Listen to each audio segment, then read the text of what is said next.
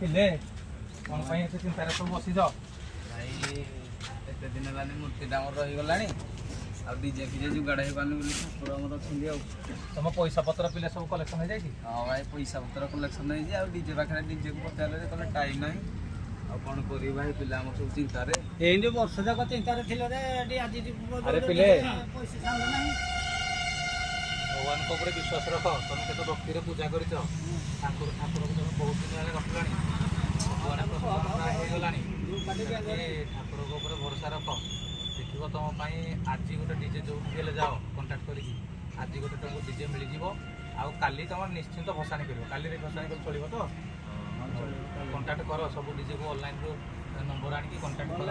ଦେଖିବ କାଲି ଡିଜେ ତମକୁ ଯେମିତି ହେଲେ ମିଳିଯିବ ଆଉ କାଲି ତମେ ତମର ଭସାଣି କରିବ। ଗଣପତି ବାବାକୁ ଗୋଟେ ମୁଣ୍ଡିଆଟେ ମାର।